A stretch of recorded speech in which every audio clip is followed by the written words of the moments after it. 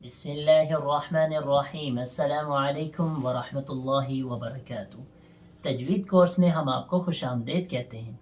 آج ہم حروف مفردات کے مخارج میں سے حروف مستعلیہ کے بارے میں کچھ پڑھیں گے۔ آج ہم ان کے 3 کوسٹن یعنی 3 سوالوں کو ایک ہی لیکچر کے اندر ہم سیکھنے والے ہیں، تو آپ نے کوشش کرنی ہے کہ آپ نے فوکس رکھنا ہے اور بہت ہی آسان طریقے سے ہم آپ کو بتائیں گے، تو آپ نے سمجھنا ہے اور اس پہ عمل کرنے کی کوشش کرنی ہے۔ سب سے پہلے دیکھیے گا، حروف مستعلیہ کسے کہتے ہیں؟ سوال دوبارہ سمجھیے گا، حروف مستعلیہ کسے کہتے ہیں؟ تو اس کا جواب دیکھیں، جو حروف ہمیشہ پر یعنی موٹے ہوتے ہیں ان کو حروف مستعلیہ کہتے ہیں۔ ٹھیک ہے، حروف مستعلیہ کس کو کہیں گے؟ جو حروف ہمیشہ موٹے ہوتے ہیں یعنی پر پڑھا جاتا ہے، ان کو فیٹ کرتے ہیں، ان کو حروف مستعلیہ کہتے ہیں۔ یہ پہلے سوال کا جواب۔ تو اب جب بھی مستعلیہ کا لفظ آئے تو آپ کو فوراً پتہ چل جانا چاہیے کہ اس کا مطلب موٹے حروف ہیں۔ اور اس کے ساتھ ساتھ دوسرا سوال دیکھ لیجئے، حروف مستعلیہ کتنے ہوتے ہیں؟ حروف مستعلیہ کتنے ہوتے ہیں؟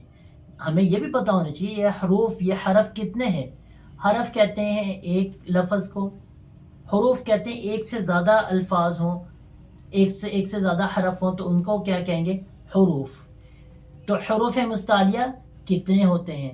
تو یہ دیکھ لیجئے، اس کا جواب حروف مستعلیہ 7 ہیں۔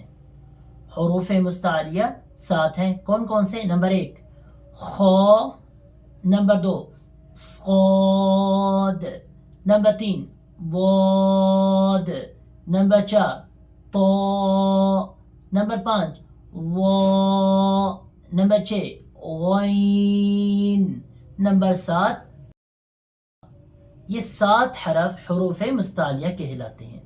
اس کے آگے ایک تیسرا کوسچن بھی دیکھ لیجئے، حروف مستعلیہ کا مجموعہ کیا ہے؟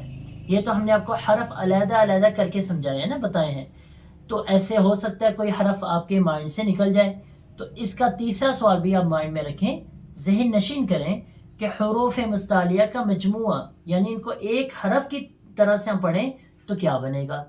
تو حروف مستعلیہ کا جو مجموعہ ہے وہ ہے خص، ض، قز۔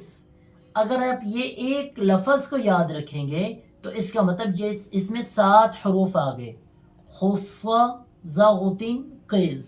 ٹھیک ہے، تو آپ نے کوشش کرنی ہے اس لیکچر کو بہت ہی اچھے طریقے سے سمجھنا ہے اور کوشش کرنی ہے پریکٹس کرنی ہے۔ جتنا آپ پریکٹس کریں گے، جتنی آپ اس کی مشق کریں گے، اتنا آپ کے لیے یہ آسان ہوتا جائے گا۔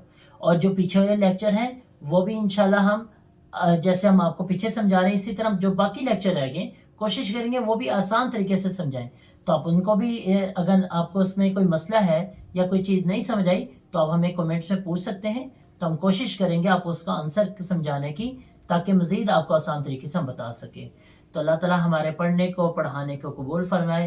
السلام علیکم ورحمۃ اللہ وبرکاتہ۔